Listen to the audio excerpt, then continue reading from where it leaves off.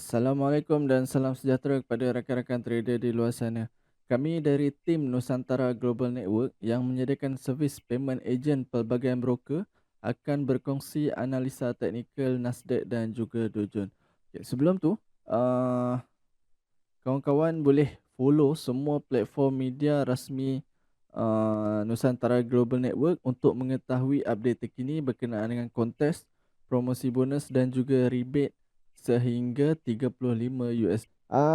Kita terus kepada chart hari ini 2 bulan 4 tahun 2026, hari keempat dagangan dalam minggu ni. Hari ini hari Khamis ya. Okay. So kita berada di fasa permulaan bulan April. Permulaan bulan baru, candle baru untuk monthly dan juga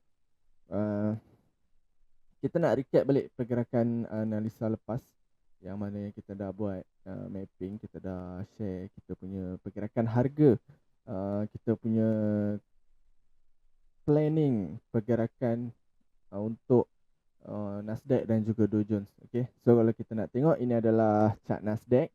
Nampak ni ada time frame 1 jam US Tech 100 cash. So kita dah tengok pergerakan downtrend. Okay, and then di sini kita target kita nak sell di kawasan resistance ataupun sell zone ya. Kita dapat sell bermula pada 23325 sampai 23196. So dekat sini lebih kurang dalam 100 pip plus minus. Pergerakan turun mencari zone di sini. Kemudian apa yang dia buat, dia mencari zone dia menembusi zone resistance ataupun sell zone.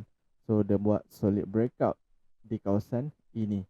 Kemudian kalau kita tengok pergerakan harga ni, apa yang dia buat, dia keep on membuat kejatuhan. Dia membuat kenaikan sebelum di sini dia buat momentum downtrend ataupun kejatuhan itu berlaku. Okey, kalau kita tengok di sini.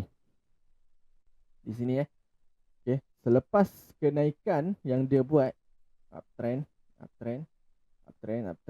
So jangkaan pergerakan harga untuk ini kemungkinan yang price akan membuat kejatuhan lagi. Okay, so dia akan membuat penurunan selagi mana resistance ini belum berjaya dipecahkan.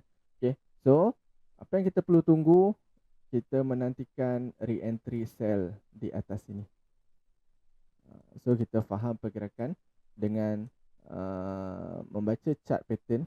Okay, alright. So di sini kita ambil, sebab di sini dia akan react ni di sini, sebab di sini ada satu zone yang masih fresh yang dia sepatutnya naik untuk membuat retracement, iaitu dia akan sampai untuk dia nak uji resistance ataupun sell zone ini. Okay, walau macam mana pun dia mesti akan datang balik zone di mana dia breakout.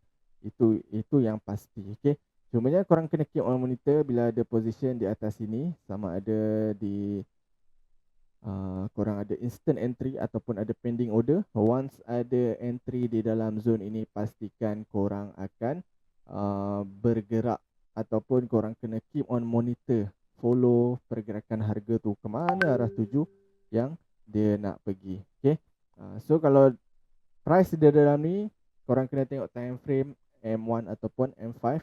Kalau membentuk structure downtrend, korang boleh keep on hold korang punya position ataupun pergerakan harga tu sampailah dia membentuk downtrend, dia membentuk uptrend punya position. So kalau tu korang boleh consider untuk close position. Okay, so kita akan entry, kita akan tunggu pada paras harga 24005 sampai 24067. Ini adalah zone untuk kita nak re-entry sell. Okay, kena keep on monitor lah pergerakan harga dia dah sampai ke mana. Tetapi jika di sini dia membentuk satu base dan the breakout base tersebut, zone itu boleh jadi zone untuk re-entry sell. Okay, apapun kita kena keep on monitor pergerakan harga tu, adakah dia membentuk structure uptrend ataupun downtrend. Okay, cumanya kita kena tunggu pada paras harga yang dia dah breakout untuk kita nak re-entry. Itu cara kita nak tunggu pergerakan harga ataupun untuk kita nak entry dengan lebih selamat. And then kita nak tengok di US 30 US30 kita target kita nak buy.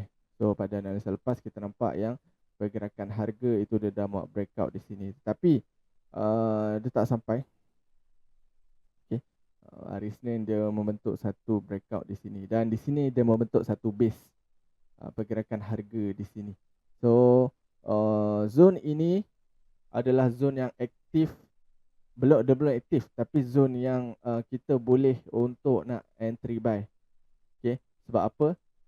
Dia breakout resistance ini, nampak pergerakan harga key monitor, dan dia turun, dan zone ini masih lagi belum di touch semula. So zone ini masih lagi zone yang fresh untuk kita nak entry buy. Okay. So kena monitor zone ini. Dia nak sampai pada mungkin petang nanti ataupun lewat malam nanti. So kita monitor je lah zone untuk ini. So Nasdaq pun Dow Jones pun pergerakan dia lebih kurang sama, cumanya julat pergerakan dia lebih besar. Okay. Dia lebih jauh dia punya pergerakan. So kita target untuk kita nak buy bawah sini. So dia ada lebih kurang lagi beratus pip untuk dia sampai. So dia nak sampai beratus pip tu dia akan sampai dalam sekelip mata je untuk US30 ni. Cumanya kita kena cari zone-zone yang terbaik ataupun zone-zone yang low risk untuk kita nak entry ataupun kita nak dapatkan low floating punya negatif. Okay. Yang merah-merah tu. Cumanya kita kena, sebab tu saya pesan banyak kali Saya pesan banyak kali kepada rakan-rakan trader semua. Kalau nak entry ataupun nak layer, pastikan korang layer pada paras harga yang berlainan. So layer, kira lah layer setiap 5 pip ataupun setiap 3 pip. So depends berapa banyak layer yang korang boleh. So kalau banyak layer, bolehlah consider setiap 3 pip. So kalau tak banyak layer, setakat 3 layer ataupun 5 layer, boleh consider 5 pip untuk setiap zone di dalam ini. So kalau korang layer pada paras harga yang berlainan, kalau price turun-turun dia akan trigger. So profit yang korang akan dapat nanti, so yang bawahnya akan dapat lebih. So macam tu juga dengan layer yang atas, dia akan bergerak dengan lebih. Okay. So saya kira itu saja. Kalau korang ada apa-apa pertanyaan, korang boleh je DM admin kami. Jangan malu, jangan segan. Kalau nak dapatkan bonus apa-apa promotion, sekarang kita tengah run banyak promotion, contact je admin akan bantu. Okay.